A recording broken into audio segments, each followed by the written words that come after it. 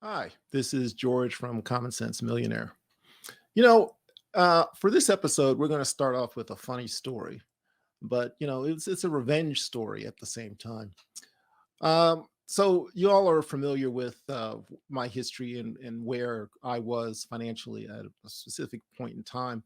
So I had decided that I needed some advisors, and so I was going to work with advisors to move everything forward that I wanted to do.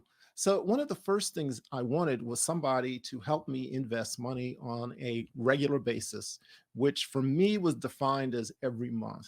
So every month I was prepared to write a check to be invested and to, just watch as that money grew over time. And it expanded my financial um, uh, picture and also helped my ego in terms of getting started on the process that I wanted to get involved in. So was talking with my wife, and she recommended to me that I speak to a gentleman from a company that she knew, and that he was very well thought of in the financial services industry as one of the leading financial advisors in the area that I live. So I was like, fine. Uh, we're at a party, and I was introduced. I pulled the guy aside, and I said, "Look, I'm trying to start investing. I want to put away a certain amount of money every month, and I'd like to sit and talk with you about how we can work together." Now, typically that's a little bit unusual conversation. And the reason I say that is we're used to being bombarded with people asking us for business. You're getting a some type of flyer from one of the major financial companies, or you're getting a flyer with an invitation to dinner, by the way. Get that steak dinner with a financial planner. And so I think it was a little different that I went seeking. Okay. And that's what you should do. You should go seeking. Anyway, long story short, I get a phone call from this guy. I think it was like 2 weeks later, saying that he couldn't work with me. And so I said, well, why? He says, "You don't have any money." Okay. Okay. That a bell should be ringing in your head. Said, "You don't have any money. And in order for me to take on somebody, you have to have X amount of money ready to be invested in the market." I said, "But wait a sec. I'm planning to do this over next 20 years, at least until I hit retirement, which was actually longer than the 20 years at that time."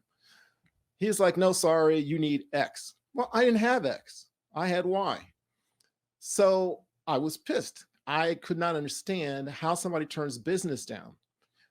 At the same time, then I went home, thought about this. I said, "Okay, this individual is not for me." Okay. Before I came home, when I talked to him on the phone, I told him, "You will regret this. And thank you very much." Click. Okay. And so he right now probably does regret that because he doesn't have like $1 million account from me. Okay. Because that's where I was moving to $1 million account. So he doesn't have that now. Okay. And I'm fine with that.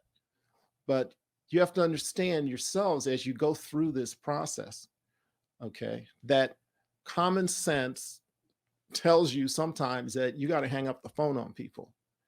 An individual like that person probably doesn't care, doesn't remember that conversation, but I have remembered that conversation every damn day that I open my checkbook. Okay. And every day I'm like, I'm going to do better, and I'm going to make that guy regret the stupid mistake he made. Okay. So, why are we here today? We're here today because I am tired of seeing people doing it themselves. Stop doing it yourself. If you really want to grow faster, okay, you need a team to handle the things that you don't know what you're doing. It's extremely important. I've seen people make ridiculous mistakes because instead of picking up the phone and asking a question, they just did it. And part of that is because they had no one to call.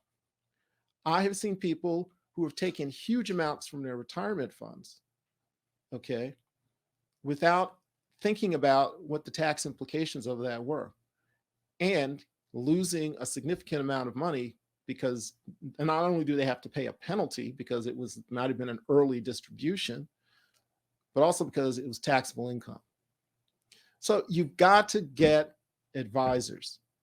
You have to ask people what's their background? Have they worked with people such as yourself? How can they help you? So let's take a look at what some of the professionals that you need are. And some of these will be a little bit controversial for some people because they're going to think I'm nuts bringing it up, but there's some common sense to what I'm talking about. First is you need to find a banker. Okay. People say, I don't like the bank. Of course, you don't like the bank. It's a pain, right? You go in there, there's not enough people. You got to wait in the line. It costs you to get stuff done. You need to find a banker. And what I mean by that is somebody that when you go to the branch, instead of going right away and make your deposit, you go to their office and say hello. You tell that banker what you're doing. If you have a business, let the banker know. People say, why is that?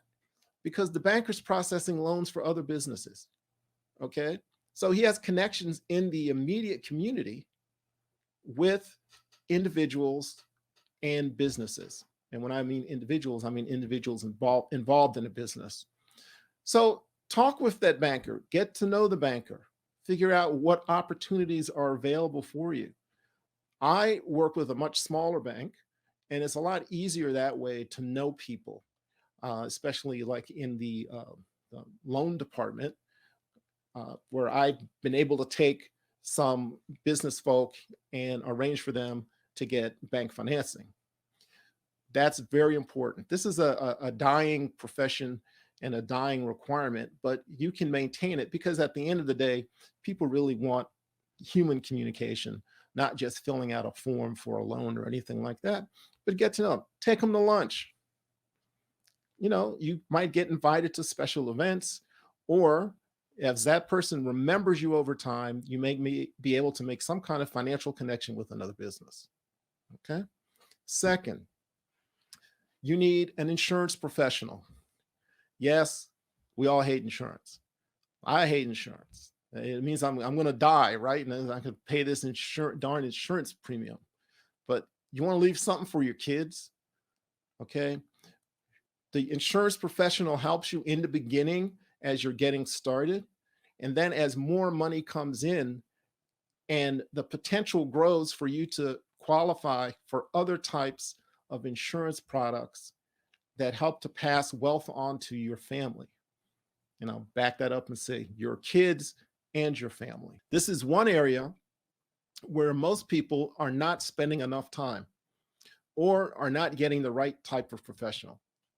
So your situation varies for what your insurance need is, but you need to have your own professional, someone that you work with. And you can go out and interview people from various companies to figure out who you want to have your business, which is extremely important. The next one is problematic. I tell people all the time, you need a financial planner to come up with a plan for you. If you start implementing all of these common sense ideas that we're presenting to you, okay, at some point, money is coming in, your financial situation has stabilized. It's time to get into a serious financial planning process, and you need a planner for that. This is very difficult because, as I told you in my opening story, some people don't want to take people at low levels, okay? We can figure that out, and you can find someone. But the key is don't do it yourself. I have personal friends who are doing things like starting trust or starting other types of financial activities without a planner or without someone to assist in the setup of that. So it's very important that you meet someone who you can work with, who has your best interest legally, which is a fiduciary, okay, and who you can work with over the next 20 to 30 years to make sure that you have a serious legacy for both your kids and other members of your family. You also need an accountant. Don't do this yourself. If you have a business, even if you're just getting started, you need an accountant, okay, who can free you up from all of the small nitpicky, can free you up. What you need is an accountant who can free you up from all of the nitpicky daily activities of accounting so that you're running your business and making a profit and growing your business. Okay. So you need an accountant to give you periodic financial statements, help you with payroll, also to provide year end tax reports. Okay. That makes your entire process easier. You also need a tax professional. This is very difficult. Please, no, I'm not even going to mention the companies that you can go online and do your taxes. Every time I look at those types of returns, there's $2,000, $3,000 left on the table. The tax area now is extremely complex. It's about to be significant changes in the next few years. And no, you can't do it yourself. Now, when you're looking at a tax professional, it's very difficult. You can find CPAs that do tax. You can also find some states that regulate tax professionals. The state of Maryland, you have to be registered with the state and you have to do a significant amount of continuing education to maintain your registration with the state. Other states are not as strict. The strictest state is California, where they require that you have approximately 60 uh, continuing education units to even get started as a tax professional there. Most states do not. Most people typically go to a place down the street or it's a word of mouth business. The question is, if you have a business and you're trying to get your taxes done, you need a tax professional, and this is extremely important. If you have a business, what you need to do is find out if the tax professional is competent with doing business tax returns, even if it's a simple LLC or what they call a Schedule C tax form. In the state of Maryland, all tax preparers have to be state registered and have to complete a fixed number of continuing education hours. Most states do not have this requirement. Just as a note, for instance, California, in order to be registered as a state preparer in California, you have to have 60 hours of continuing education, that's a lot. The other state where you are required to have some type of continuing education and registration requirement is the state of New York. Okay. Everywhere else, it's open season. So you have to be very careful about who you pick. And a lot of this business is really, uh,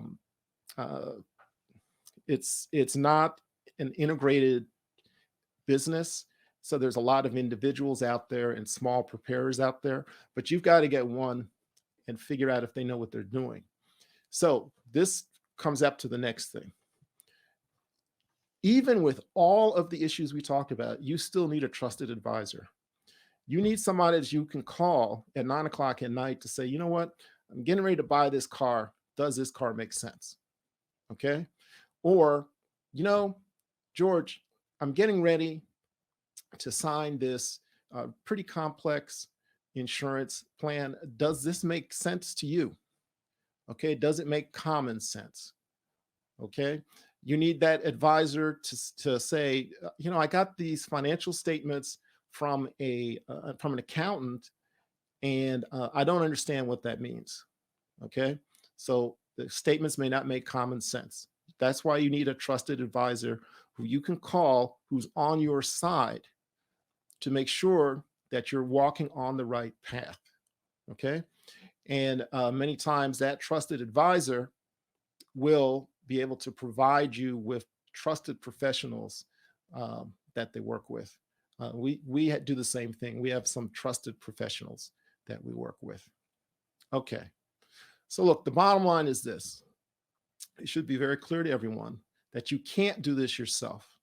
It's too complex. There's too much liability for a small mistake. That's why I'm here. That's why I created this conversation and podcast. And this is why we're working on developing these Common Sense Millionaire principles that will help you move forward in your financial life.